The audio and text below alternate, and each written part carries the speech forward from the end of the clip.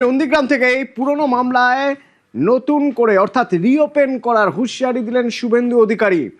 অর্থাৎ যে পুরনো মামলাগুলো রয়েছে তৃণমূলকে হুঁশিয়ারি দিলেন প্রত্যেকটা মামলা রিওপেন হবে এবং কর্মীদের বার্তা দিলেন আগামী 100 বছর বিজেপি ক্ষমতায় থাকবে।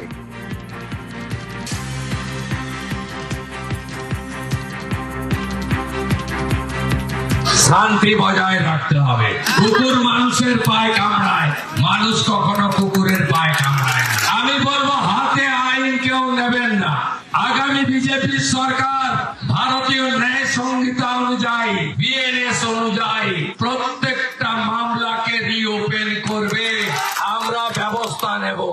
ওরা যা করেছে আপনারা করবেন না।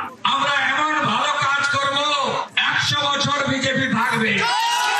ওই পাপীদের অফিস হাত দেবেন না, উপেক্ষা করুন। জমি অধিগ্রহণ বিরোধী আন্দোলন থেকে 2026-এর ভোট যুদ্ধ নন্দীগ্রাম। এই নন্দীগ্রাম থেকে জয়ের হ্যাট্রিক। সেই নন্দীগ্রাম এবার ঘরের ছেলেকে মুখ্যমন্ত্রী দেখতে চায়। মেঘের কালো ছায়া রোদ এলো ঝলমলে, ভয়ের চুচু পালিয়ে গেছে বংশের আশাতলে। শিক্ষা আইন এবার পাবে ঊর্ধ্বগামী সিঁড়ি, বেকারত্ব থাকবে না আর বুঝবে দাদাগিরি। জয় মা কালী। চারিদিকে খুশির হাওয়া, আনন্দ সত্তা। পাল্টেছে এইবার এলো বিজেপি সরকার, পাল্টেছে এইবার এলো বিজেপি সরকার। পশ্চিমবঙ্গে প্রথমবার বিজেপির সরকার। পাল্টেছে এইবার এলো বিজেপি সরকার। শনিবার ব্রিগেডের শপথ। সবার মনে এখন প্রশ্ন, মুখ্যমন্ত্রী কে হবেন?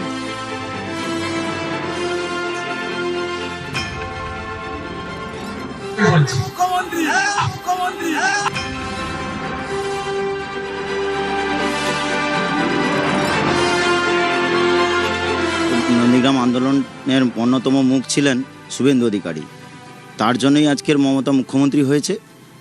আর 21 সালে মুখ্যমন্ত্রী মমতা ব্যানার্জিকে হারিয়ে উনি বিরোধী দলনেতা হয়েছে।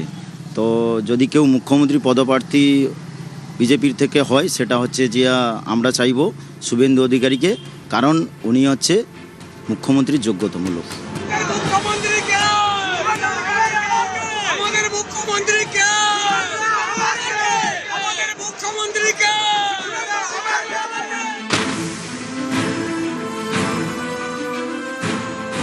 নন্দীগ্রাম 2011 সালে পরিবর্তনের অন্যতম আঁতুড়ঘর। জমি আন্দোলনের মধ্যে দিয়েই নন্দীগ্রাম হয়ে ওঠে নন্দীগ্রাম। 2007 সালের 14ই মার্চ এই নন্দীগ্রামে গুলি চলে, প্রাণ যায় 14 জনের। এ নিয়ে তোলপাড় হয়ে যায় রাজ্য রাজনীতি। এর প্রতিঘাত গিয়ে পড়ে ভোটে। 2011 সালে পতন হয় বামফ্রন্ট সরকারের। নন্দীগ্রামের জমি আন্দোলনের অন্যতম কাণ্ডারি ছিলেন শুভেন্দু অধিকারী। 2016 থেকে নন্দীগ্রামের বিধায়ক শুভেন্দু অধিকারী 2021 সালে হারান মুখ্যমন্ত্রী মমতা বন্দ্যোপাধ্যায়কে। 1956 ভোটে মমতাকে হারান শুভেন্দু।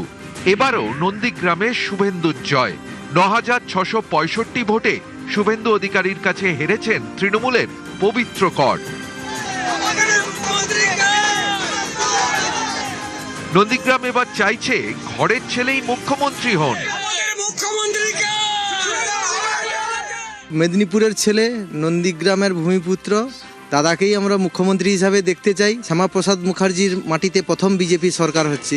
দাদা বিদায়ী মুখ্যমন্ত্রীর বাড়িতে গিয়ে ওখানে হারিয়ে দিয়ে এসছে, সেই কারণে আমরা দাদাকেই তো মুখ্যমন্ত্রী হিসেবে দেখতে চাই। স্কুল শিক্ষক হিসাবে ওনাকে চাইছি। আমার নন্দীগ্রামবাসী তথা পূর্ব মেদিনীপুরের অনেক লড়াইয়ের মধ্যে দিয়ে, অনেক সংগ্রামের মধ্য দিয়ে যে সমস্ত মানুষরা বিভিন্নভাবে বিভিন্ন সমস্যার সম্মুখীন হয়েছে, সেগুলো থেকে বিভিন্ন প্রতিরোধের মধ্য দিয়ে মানুষ অনেক আশীর্বাদ করে ভোটদানের মাধ্যমে ওনাকে নিয়ে এসছেন। পূর্ব মেদিনীপুর জেলার অধিবাসী হিসেবে আমি শুভেন্দু অধিকারীকে মুখ্যমন্ত্রী হিসেবে দেখতে চাই।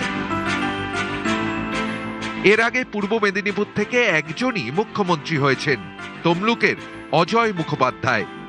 এবার নন্দীগ্রাম চায় কাথির শুভেন্দু রাজ্যপাট সামলান।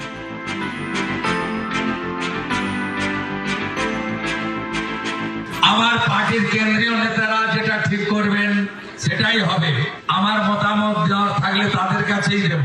10 দিনের মধ্যে যে কোনো একটা সিট ছাড়তে হবে।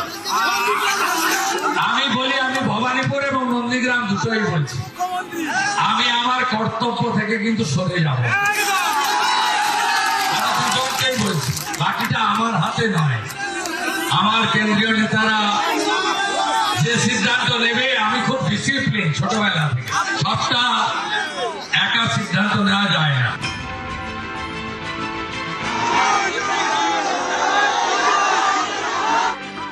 দাবিটা উঠেছে নন্দীগ্রাম থেকেই। সেই নন্দীগ্রাম যেখানে শুভেন্দুর সঙ্গে সম্পর্ক জমি অধিগ্রহণ বিরোধী আন্দোলন থেকেই, সেই নন্দীগ্রামে আজ উঠল যে মুখ্যমন্ত্রী রাজ্যের যিনি হবেন সেই পদে শুভেন্দু অধিকারীকেই দেখতে চান তারা।